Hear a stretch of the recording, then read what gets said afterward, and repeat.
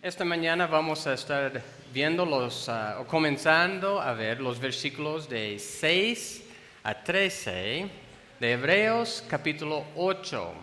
Hebreos capítulo 8, versículos 6 a 13.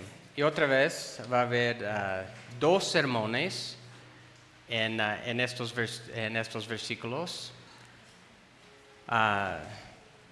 Bueno, lo siento que no puedo hacerlo en uno, pero creo que es un pasaje y estos capítulos son muy necesarios desarrollar bien y a veces no hay dónde dividir el pasaje.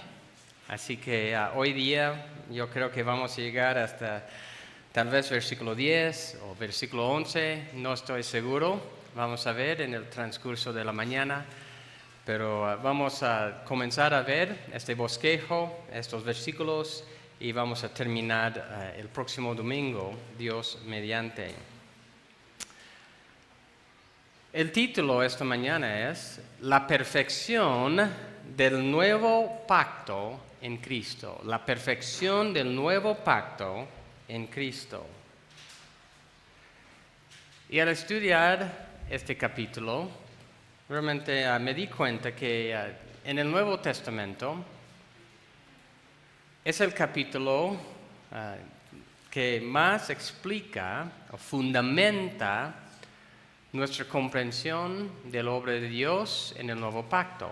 Es decir, cuáles son las cosas que están incluidos para nosotros, los creyentes, en el Nuevo Pacto y cuáles son las diferencias entre el primer pacto y el Nuevo Pacto.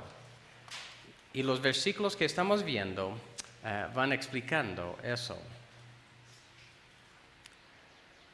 Recordemos que lo que vemos en las prédicas anteriores, que el tabernáculo, los sacerdotes terrenales, solo eran el tabernáculo terrenal, solo eran una sombra de la realidad celestial del sacerdocio perfecto de Jesucristo y el tabernáculo celestial en el nuevo pacto. Así que vamos a dar lectura a todo el capítulo 8 de Hebreos capítulo 8. Vamos a dar lectura a todo el capítulo. Dice así la palabra de Dios. Ahora bien, el punto principal de lo que se ha dicho es este. Tenemos tal sumo sacerdote que se ha sentado a la diestra del trono de la majestad en el cielo, como ministro del santuario del tabernáculo verdadero que el Señor erigió, no el hombre. Porque todo sumo sacerdote está constituido para presentar ofrendas, sacrificios, por lo cual es necesario que este sumo sacerdote también tenga algo que ofrecer. Así que si él estuviera sobre la tierra, ni siquiera sería sacerdote, habiendo sacerdotes que presentan las ofrendas según la ley, los cuales sirven a lo que es copia y sombra de las cosas celestiales, tal como Moisés fue advertido por Dios cuando estaba a punto de erigir el tabernáculo, pues dice él, haz todas las cosas conforme al modelo que te fue mostrado en el monte. Pero ahora Jesús ha obtenido un ministerio tanto mejor, por cuanto él también es mediador de un mejor pacto, establecido sobre mejores promesas. Pues si aquel primer pacto hubiera sido sin defecto, no se hubiera buscado lugar para el segundo. Porque reprochándolos, él dice, miren, que vienen días, dice el Señor, en que estableceré un nuevo pacto con la casa de Israel, con la casa de Judá. No como el pacto que hice con sus padres el día que los tomé de la mano para sacarlos de la tierra de Egipto, porque no permanecieron en mi pacto, y yo me desentendí de ellos, dice el Señor. Porque este es el pacto que yo haré con la casa de Israel después de aquellos días, dice el Señor. Pondré mis leyes en la mente de ellos y las escribiré sobre sus corazones. Yo seré su Dios y ellos serán mi pueblo. Ninguno de ellos enseñará a su conciudadano, ni ninguno a su hermano, diciendo, conoce al Señor, porque todos me conocerán, desde el menor hasta el mayor de ellos. Mas me acordaré de sus pecados, y nunca más me acordaré de sus pecados. Cuando Dios dijo, un nuevo pacto, hizo anticuado al primero. Y lo que se hace anticuado envejece, está próximo a desaparecer. Así dice la palabra de Dios. La verdad principal, el nuevo pacto es cualitativamente diferente e infinitamente superior al primer pacto, porque está basado en la obra de Jesús y el poder de Dios. Por lo cual todos los integrantes del nuevo pacto tienen sus pecados perdonados y la ley de Dios en su corazón. Esta mañana voy a estar usando la Nueva Biblia de las Américas, algunos materiales de teólogo James White y también de otros comentaristas. Lo imperfecto del primer pacto. Lo imperfecto del primer pacto, el primer punto. El primer pacto, basado en el sacerdocio levítico, la ley, no tenía la potestad para cambiar los corazones y terminar con el pecado. Y vamos a estar, ustedes, yo creo que, no sé si todos en todas sus Biblias, pero la mayor parte de esos versículos es cita. Y la cita es de Jeremías 31 a 34. Y es una cita casi textual. Hay una diferencia que sí vamos a estar viendo esta mañana, pero es una cita que se ha hecho tal como es ahí. Este primer punto vamos a estar viendo los versículos 7 a 9. Versículo 7. Pues, si aquel primer pacto hubiera sido sin defecto, no se hubiera buscado lugar para el segundo. Primero es importante en este momento entender algo del primer pacto.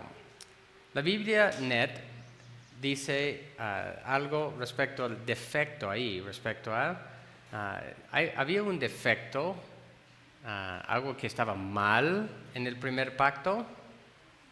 Eso es la pregunta que podemos hacer en eso. Dice la Biblia Net, el defecto o limitación en el primer pacto estaba en su diseño de Dios mismo. Fue diseñado por decir ese defecto.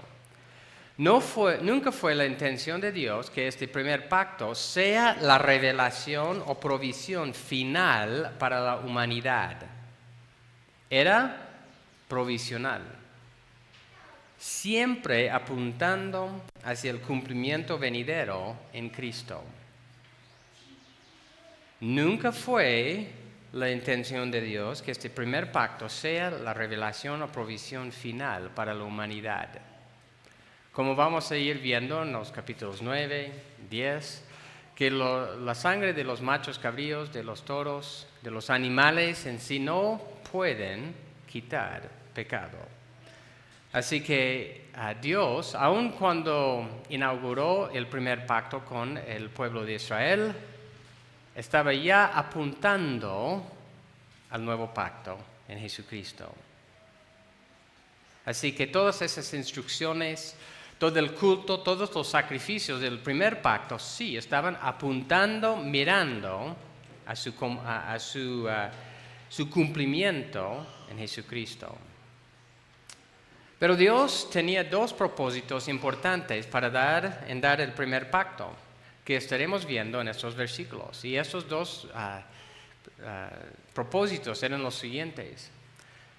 Fue para revelar la incapacidad de la ley para transformar a los corazones de las personas. La ley es incapaz para transformarnos. Y el segundo propósito es para revelar la incapacidad del ser humano, sea quien sea, para obedecer la ley de Dios y de permanecer dentro de ese primer pacto. Entonces el ser humano, quien sea, no tiene la capacidad en sí mismo para permanecer dentro de ese pacto. Así, por esas dos realidades, el hombre, no solo por el primer pacto, no podía entrar en un estado de paz con Dios. Y aún estaba apuntando al sacrificio perfecto de Jesucristo, que nos dice en el Nuevo Testamento, que también acabó aún con los pecados del Antiguo Testamento. Vamos a ver el trasfondo de estos versículos en Hebreos 8, cuando Yahweh Dios estableció el primer pacto con los israelitas. En el libro de Éxodo capítulo 19, Éxodo capítulo 19, y vamos a estar leyendo de versículo 1 a versículo 8 en este momento. Éxodo 19, a partir de 1. Al tercer mes de la salida de los israelitas de la tierra de Egipto, ese mismo día, llegaron al desierto de Sinaí. Salieron de Refidim, llegaron al desierto de Sinaí y acamparon en el desierto. Ahí, delante del monte, acampó Israel. Moisés subió hacia Dios y Yahweh lo llamó desde el monte y le dijo: así dirás a la casa de Jacob y anunciarás a los israelitas: ustedes han visto lo que he hecho a los egipcios y cómo los he tomado sobre alas de águilas y los he traído a mí. Ahora pues, si en verdad escuchan mi voz y guardan mi pacto, serán mi especial tesoro entre todos los pueblos, porque mía es toda la tierra. Ustedes serán para mí un reino de sacerdotes, una nación santa. Estas son las palabras que dirás a los israelitas. Entonces Moisés fue y llamó a los ancianos del pueblo y expuso delante de ellos todas estas palabras que Yahweh le había mandado. Y todo el pueblo respondió a una y dijeron: haremos todo lo que Yahweh ha dicho. Y Moisés llevó a Yahweh las palabras del pueblo. Los versículos claves en este pasaje son versículos 5 y 6 y luego 8. 5 dice y 6: ahora pues, si en verdad escuchan mi voz y guardan mi pacto, serán mi especial tesoro entre todos los pueblos, porque mía es toda la tierra. Ustedes serán para mí un reino de sacerdotes, una nación santa. Estas son las palabras que dirás a los israelitas. ¿Y cuál fue la respuesta de los israelitas? Versículo 8. Y todo el pueblo respondió a una y dijeron: haremos todo lo que Yahweh ha dicho. Y Moisés llevó a Yahweh las palabras del pueblo. Este fue un pacto entre dos partes. Por un lado, Yahweh Dios, y por otro, el pueblo de Israel. Yahweh Dios había cumplido con su parte por medio de rescatar a los israelitas de sus enemigos y cuidar de ellos.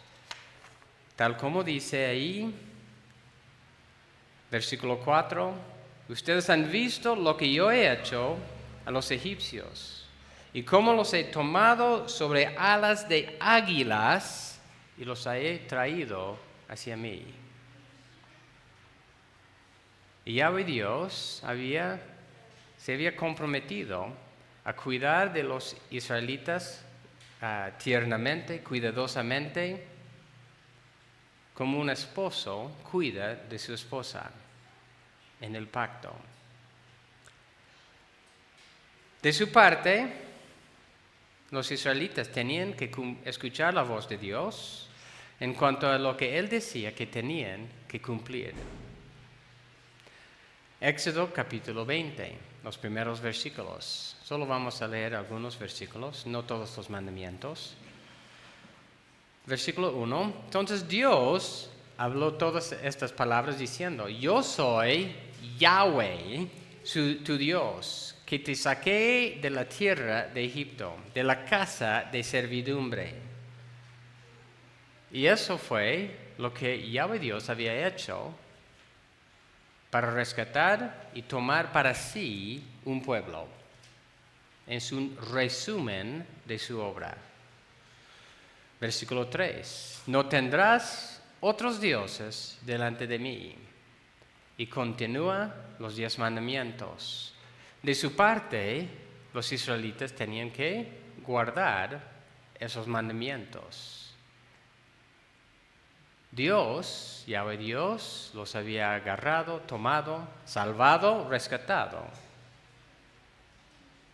Y ellos tenían que guardar sus mandamientos. Y esto es un resumen del pacto que Yahweh estableció con Israel. ¿Y qué es lo que los israelitas habían dicho? Todo lo que Dios dice, haremos. Por igual, en Éxodo, unos capítulos más adelante también dice exactamente lo mismo. Éxodo capítulo 24, versículo 7, Éxodo 24, 7 y 8. Luego tomó el libro del pacto y lo leyó a oídos del pueblo. Y ellos dijeron, todo lo que Yahweh ha dicho, haremos y obedeceremos. Entonces Moisés tomó la sangre y la roció sobre el pueblo y dijo, esta es la sangre del pacto que Yahweh ha hecho con ustedes, según todas estas palabras. Así que ellos tenían que obedecer esa ley. Y la pregunta es, ¿eso fue una obediencia meramente externa que Dios estaba pidiendo o exigiendo? Y la respuesta es no. Si pasamos a Deuteronomio 6, y en el Deuteronomio Dios repite su ley. Deuteronomio 6, versículos 4 y 5, versículos muy conocidos. Escucha, oh Israel, Yahweh es nuestro Dios. Yahweh uno es. Amarás a Yahweh tu Dios con todo tu corazón, con toda tu alma y con toda tu fuerza. Esta obediencia dentro del pacto tenía que ser una obediencia de corazón, de amor hacia Dios. Pero, ¿qué es lo que iba pasando en ese tiempo? En los años, siglos, después de que Dios les dio este pacto a los israelitas. Ellos desobedecieron, rompieron con el pacto. Y para el tiempo de Jesús, Yahweh Dios ya había manifestado muy contundentemente esas dos verdades que yo les expliqué al comenzar. La ley que Yahweh Dios había dado no tenía el poder transformador. La ley en sí misma no podía transformar a su pueblo. Y los mismos israelitas eran infieles para con Dios. Y eso fue, obviamente había muchos otros propósitos, pero esos fueron dos de los propósitos que Dios había dado. Y esos son los que se destacan en Hebreos capítulo 8. Volviendo a Hebreos 8, en versículo 8. La primera frase ahí dice, porque reprochándolos, una y otra vez en el primer pacto, Yahweh Dios reprendía a los israelitas por su falta de guardar el pacto que habían hecho con él. En Hebreos 8, versículo 9, dice, no permanecieron en mi pacto. Ellos no guardaron lo que les correspondía como pueblo santo de Dios. Y así Yahweh los reprochó por su maldad. Esos versículos, Hebreos 8 y 9, dicen, porque reprochándolos, Él dice, miren que vienen días, dice el Señor, en que estableceré un nuevo pacto con la casa de Israel, con la casa de Judá.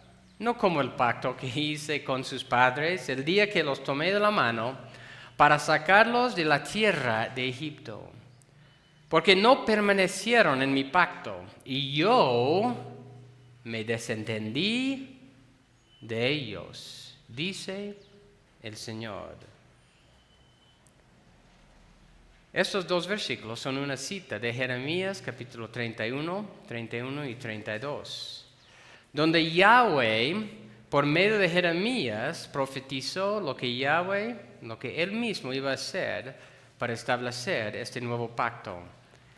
En la meditación de la Cena del Señor, estuvimos meditando en Isaías, donde profetizó también del siervo del Señor que iba a redimir a su pueblo. Y aquí en Jeremías 31 también, otra profecía de lo que Dios iba a hacer.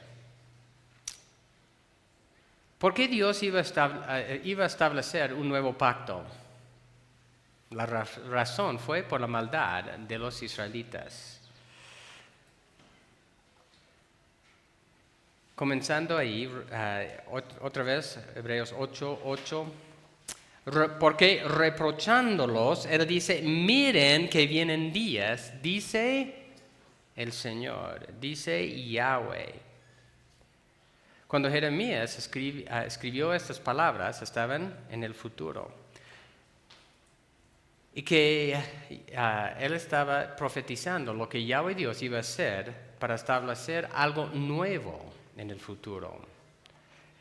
Continúa Hebreos 8:8 diciendo que Yahweh iba a establecer un nuevo pacto con la casa de Israel y con la casa de Judá. Y la pregunta otra vez es, ¿quién es Israel? ¿Quién es Judá?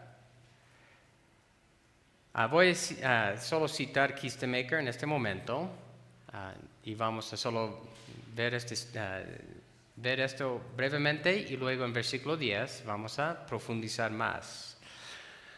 Él dice, las frases casa de Israel y casa de Judá pone la atención en la reunificación de la nación de Israel. Sin embargo, dado que las 10 tribus de Israel no regresaron después del exilio, estas frases han de interpretarse en un sentido más universal, incluyendo a judíos y gentiles. Y como hemos estado viendo del nuevo pacto aquí en Hebreos, lo que era por decir chiquito, incompleto, no perfecto en el primer pacto, Dios estaba ampliando, haciendo más grande, perfecto en el nuevo pacto. Y eso también incluye este aspecto. ¿Quién está incluido en el nuevo pacto? Incluyendo judíos y gentiles. Y como vimos de Isaías 53 también en la Cena del Señor, eso no está hablando solo de los descendientes físicos de Abraham. Más bien, de muchos, incluyendo los gentiles.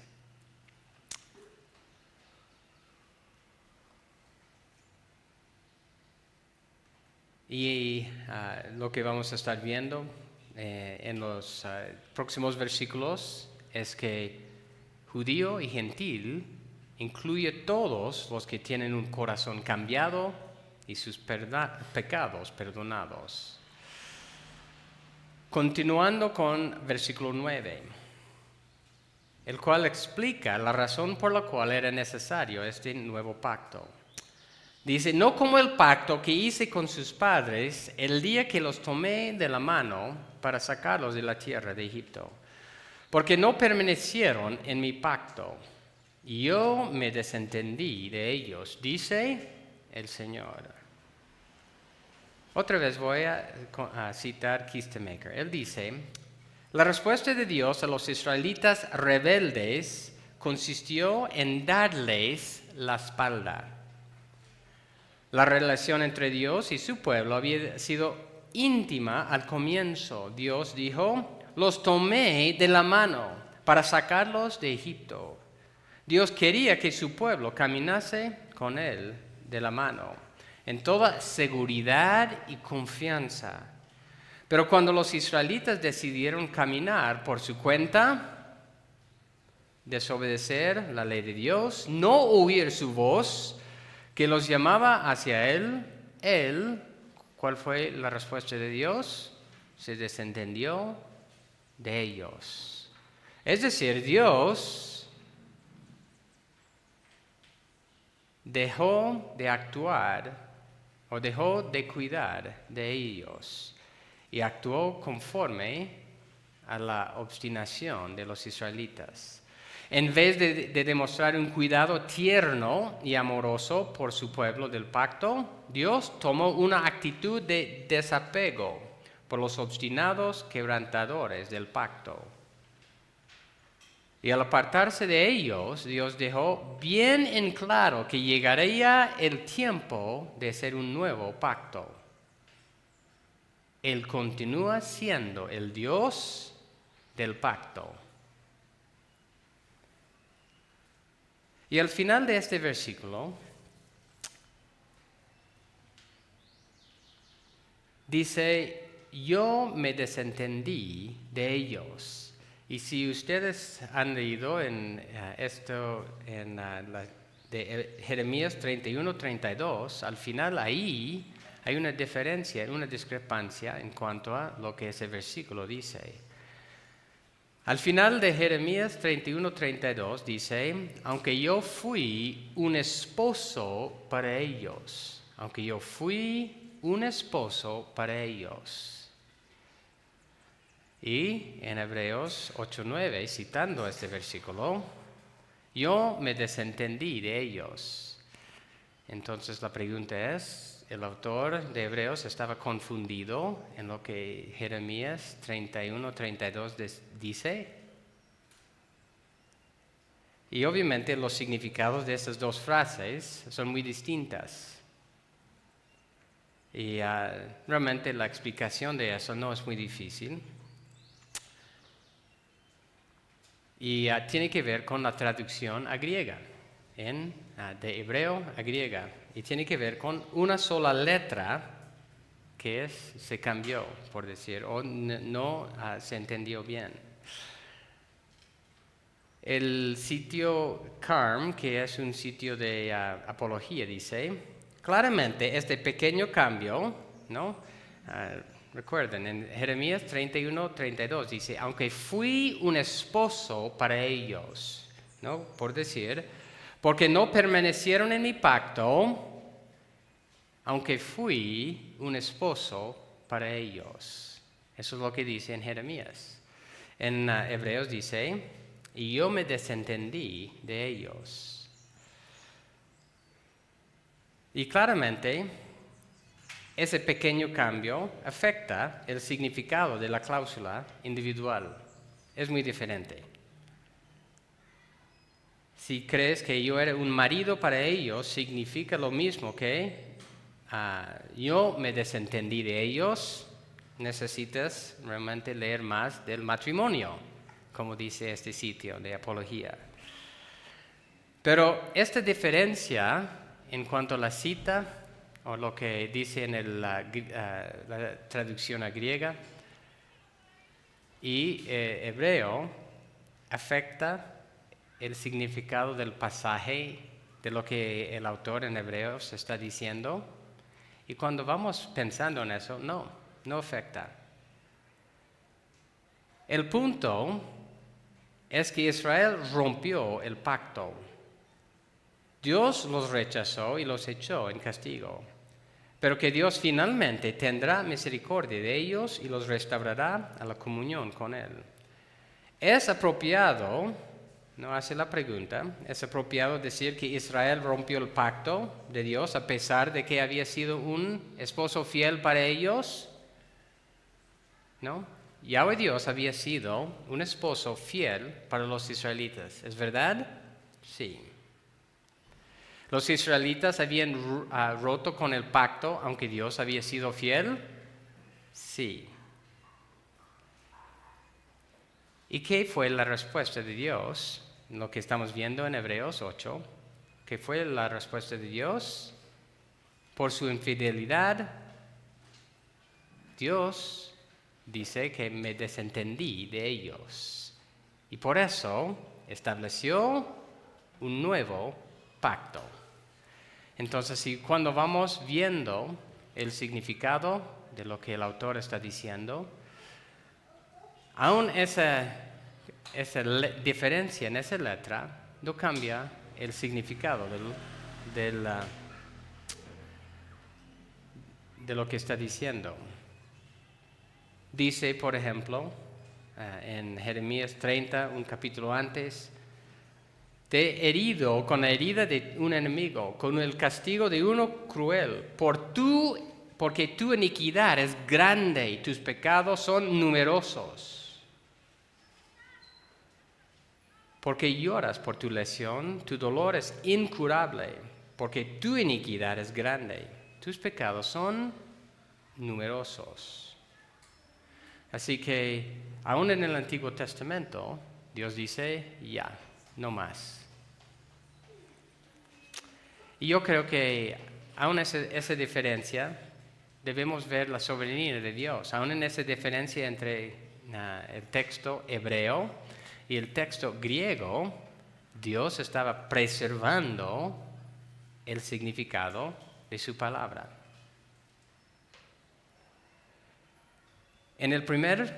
Recuerden el punto principal de lo que estamos viendo de esos versículos. En el primer pacto, Yahweh Dios había manifestado un tierno cuidado para con los israelitas, como un esposo para con su esposa.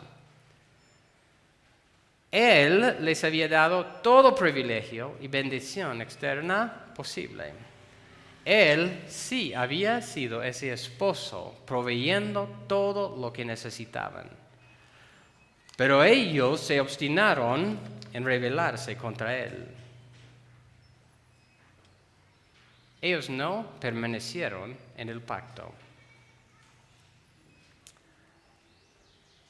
Y eso muestra que separado del nuevo pacto y la obra poderosa de Dios, eso es lo que cada uno de nosotros haríamos. Romanos 9, en sí, Romanos 9, 29, versículo 29, da un resumen de lo que hubiera pasado con los israelitas si Dios no hubiera intervenido directamente. Romanos 9, 29 dice, si el Señor de los ejércitos, no nos hubiera dejado descendencia, hubiéramos llegado a ser como Sodoma y hechos semejantes a Gomorra. Si el Señor de los ejércitos no nos hubiera dejado descendencia, hubiéramos llegado a ser como Sodoma y hechos semejantes a Gomorra. Es decir, aunque Dios había dado tantos privilegios a los israelitas, la ley los había salvado, los había dado todo privilegio externo. ¿Cuál fue su respuesta? Lo rechazó. no permanecieron en el pacto. Y eso es la condición de cada uno de nosotros. Debemos entender que ni la ley en el primer pacto tenía la potestad para cambiar corazones, ni los mismos israelitas, por su propio esfuerzo, podía permanecer en ese pacto. ¿Y qué fue lo que pasó con Sodoma y Gomorra? Fueron aniquilados, arrasados por su maldad. ¿Cuántos sobrevivientes? 0. Solo Lot, ¿no? Que no era de esos pueblos.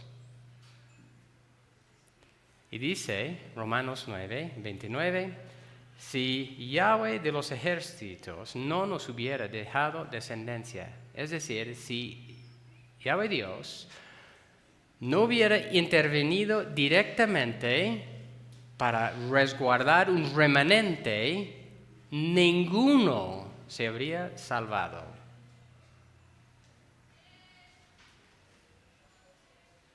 Solo por la gracia, misericordia y el amor de Dios se preserva ese remanente. Y eso lo que estamos viendo para ir al nuevo pacto. El primer pacto no tenía esa potestad. Pasamos al segundo punto. Lo perfecto del nuevo pacto. El nuevo pacto, basado en la obra perfecta de Jesucristo, ¿no? Su sacrificio perfecto, su mediación eficaz y el poder transformador de Dios, puede tratar definitivamente con el pecado y transformar a sus participantes. En este nuevo pacto, Yahweh es Dios de todos los integrantes, quienes son su pueblo exclusivo. Hebreos 8 y versículo 6. Recordemos ese versículo. Pero ahora Jesús ha obtenido un misterio tanto mejor, por cuanto Él es también mediador de un mejor pacto, establecido sobre mejores promesas. Mejores promesas, mediador de un mejor pacto.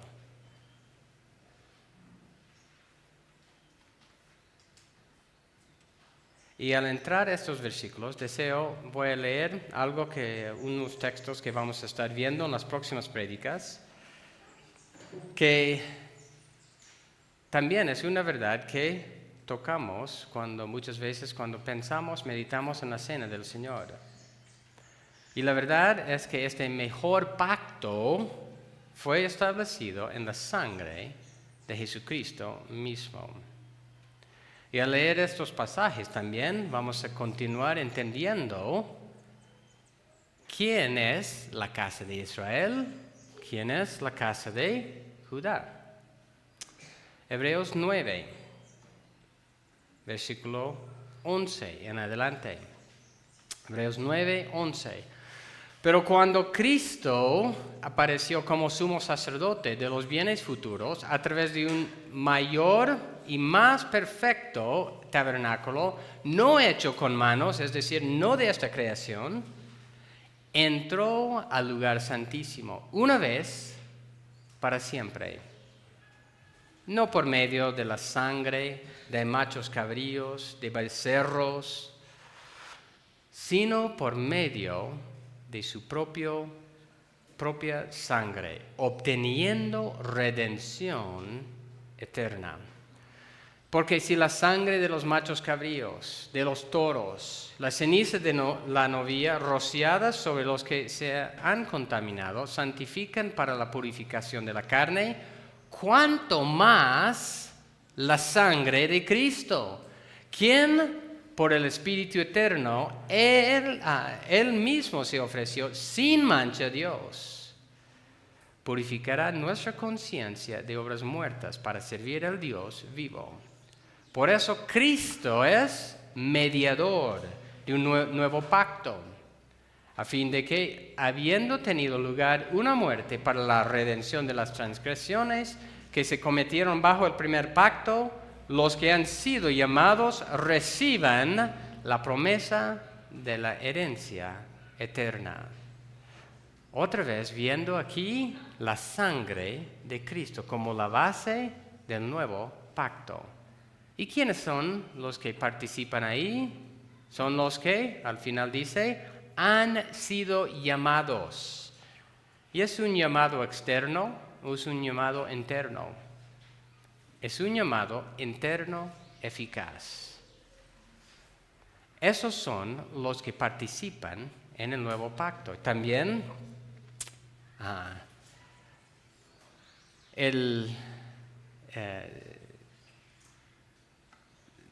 todos, ¿no? Lo que el primer pacto no podía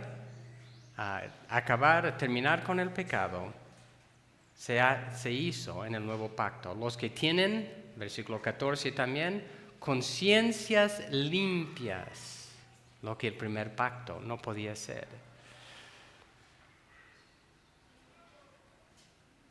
Mateo, voy a estar leyendo otros pasajes, Mateo 26, 28. Esto es mi sangre del nuevo pacto, que es derramada por muchos para el perdón de los pecados. El nuevo pacto, la sangre de Cristo, es para el perdón de los pecados. Los que están incluidos en el nuevo pacto tienen, por definición, sus pecados perdonados. Y eso es lo que vamos a ver también en Hebreos 8. 1 Corintios, también 11:25, no voy a leer, pero 1 Corintios 11:25 es un pasaje que leemos muchas veces en la Santa del Señor, en la Cena del Señor. ¿Y quién está incluido ahí? Este es el nuevo pacto en mi sangre. Haz esto en memoria de mí. La carta a los Corintios fue una carta para gentiles y judíos, ¿no? Los dos incluidos en el nuevo pacto. Efesios 2, voy a leer aquí, Efesios 2, versículo 11 en adelante. Y este pasaje realmente es importante entender también. 11 en adelante. Por tanto, recuerden que en otro tiempo ustedes, los gentiles en la carne, que son llamados incircuncisión, por la tal llamada circuncisión, hecha en la carne por manos humanas, recuerden que en ese tiempo ustedes estaban separados de Cristo, excluidos de la ciudadanía de Israel, extraños a los pactos de la promesa, sin tener esperanza y sin Dios en el mundo. Eso fue el estado de los gentiles antes de la venida de Cristo. Versículo 13, pero ahora en Cristo Jesús, ustedes que en otro tiempo estaban lejos, han sido acercados por la sangre de Cristo. Porque Él mismo es nuestra paz. Y de ambos pueblos hizo uno, derribando la pared intermedia de separación, poniendo fin a la enemistad en su carne, la ley de los mandamientos expresados en ordenanzas, para crear en Él mismo de los dos un nuevo hombre, estableciendo así la paz, para reconciliar con Dios a los dos en un cuerpo, por medio de la cruz, habiendo dado muerte en ella a la enemistad. Y vino y anunció paz a ustedes que estaban lejos. ¿Quiénes son los que estaban lejos? Los gentiles. Y paz a los que estaban cerca, los judíos. Porque por medio de Cristo, los unos y los otros, tenemos nuestra entrada al Padre en un mismo espíritu. Así pues, ustedes ya no son extraños ni extranjeros, sino que son conciudadanos de los santos y son de la familia de Dios. Por la sangre de Cristo. ¿Quiénes? Judíos, gentiles, todos los que creen en Cristo. Están en paz primero con Dios y luego uno con otro. Los que han sido reconciliados con Dios y están en paz con Él, son participantes de este nuevo pacto. Debemos entender que todo en el nuevo pacto, otra vez, es mucho mejor y más grande. ¿No? En el primer pacto, otra vez, Dios les prometió a los israelitas un pedacito pequeño de tierra. En el nuevo pacto, ¿qué es nuestra herencia? Es el mundo entero. Es el mundo entero. En el primer pacto fue un pueblo pequeño. En el nuevo pacto es personas de toda nación, toda tribu, toda lengua debajo la tierra o bajo el sol. En el nuevo pacto no solo son los descendientes físicos de Abraham los que están incluidos, ¿no? Y obviamente ellos tienen que creer en el Mesías Jesucristo, sino de toda nación. Otros versículos que hablan de eso, Romanos 9, versículos 6. Romanos 9, versículos 6 y 7 y 8. Pero no es que la palabra de Dios haya fallado, porque no todos los descendientes de Israel son Israel, ni son todos hijos por ser descendientes de Abraham, sino que por Isaac será llamado tu descendencia. Esto es, y va a explicar, no tenemos que adivinar. No son los hijos de la carne los que son hijos de Dios, sino que los hijos de la promesa son considerados como descendientes, los hijos de la promesa. En este capítulo va explicando que Dios es el que tiene el derecho de elegir, de escoger de entre todas las personas. Gálatas 3, versículo 7 hasta 9. Gálatas 3, 7 y 9. Por tanto, sepan que los que son de fe, estos son hijos de Abraham. La Escritura, previendo que Dios justificaría a los gentiles, por la fe anunció de antemano las buenas nuevas a Abraham, diciendo, en ti serán benditas todas las naciones. Así que los que son de la fe son bendecidos con Abraham, el creyente. Y eso, bueno, ya hay muchos otros versículos, algunos he leído la semana pasada también, que muestran que la descendencia verdadera de Abraham es todos los que creemos en el Mesías Jesucristo. Y vamos a estar viendo en Hebreos 8 muchas características de estas personas. Los versículos 10 a 12 continúan la cita de Jeremías 31. Voy a leer, porque este es el pacto, Hebreos 8, 10 a 12. Este es el pacto que yo haré, antes de leer, en este momento quiero resaltar otra verdad. Y la pregunta es, en este momento, para leer estos versículos, ¿quién está realizando las acciones? ¿Quién está realizando las acciones? Porque este es el pacto que yo haré con la casa de Israel después de aquellos días, dice el Señor. Pondré, ¿quién? Yo. ¿Quién? El Señor. Yo pondré mis leyes en la mente de ellos, y yo las escribiré sobre sus corazones. Yo seré su Dios, y ellos serán mi pueblo.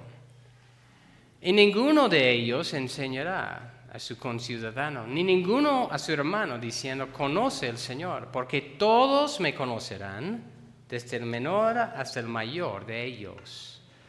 Pues yo tendré misericordia de sus iniquidades, y nunca más me acordaré de sus pecados. ¿Quién está realizando estas acciones? Yahweh Dios. Dios está haciendo estas cosas.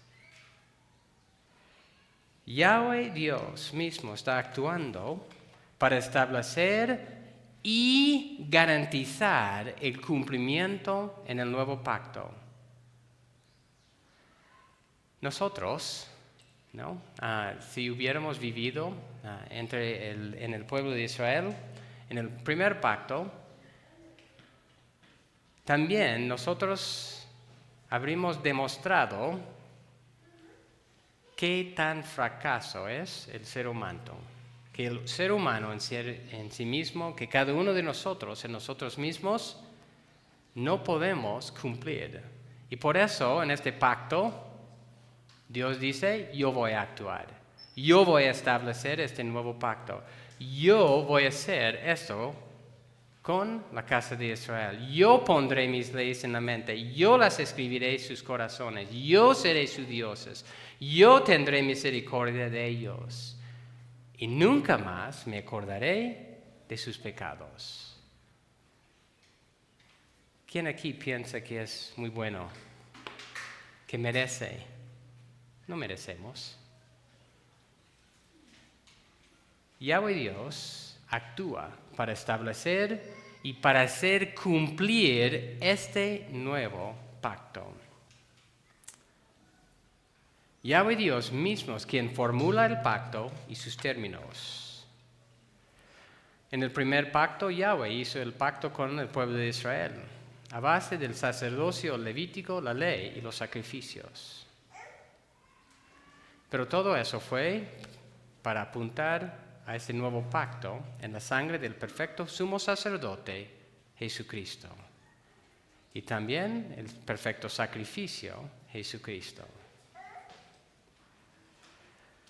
Así que vamos a continuar la próxima semana viendo estos versículos y las cosas específicas que Yahweh Dios va a hacer con los que están incluidos en el nuevo pacto. Pondré mis leyes en la mente de ellos, de perdonar los pecados, de ser su Dios y de todas esas cosas.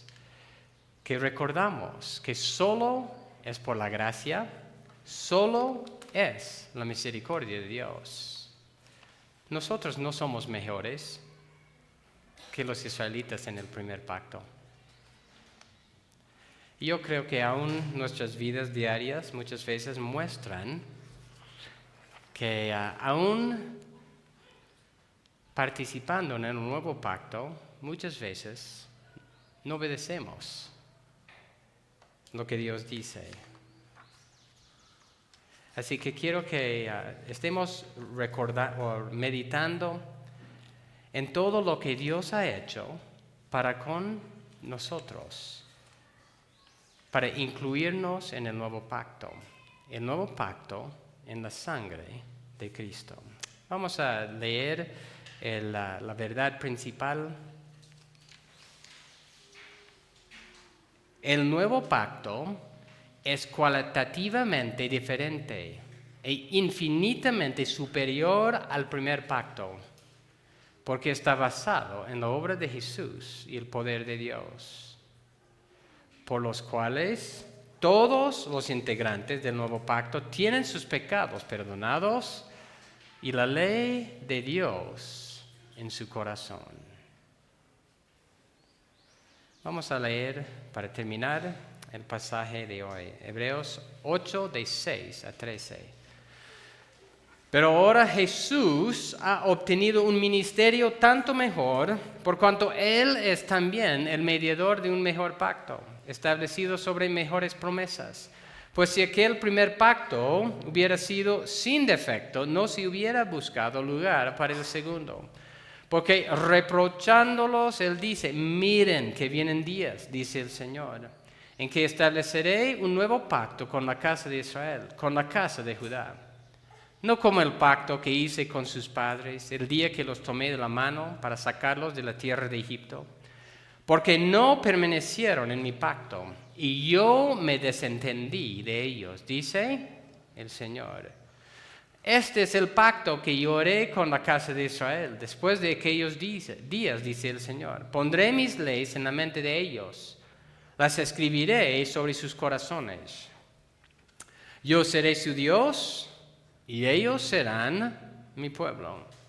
Ninguno de ellos enseñará a su conciudadano, ni ninguno a su hermano, diciendo, conoce al Señor, porque todos me conocerán, desde el menor hasta el mayor de ellos. Pues tendré misericordia de sus iniquidades y nunca más me acordaré de sus pecados.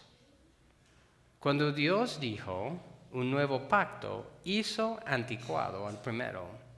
Y lo que se hace anticuado y envejece está próximo a desaparecer. Vamos a orar. Gracias, Señor, por lo que hemos visto esta mañana, y aunque hemos quedado en la mitad, ayúdanos, Señor, a ir meditando en la razón por la cual tú tenías que hacer este nuevo pacto. Y eso es por nuestra desobediencia, por nuestra rebelión, porque nosotros mismos no cumplimos con los términos del pacto.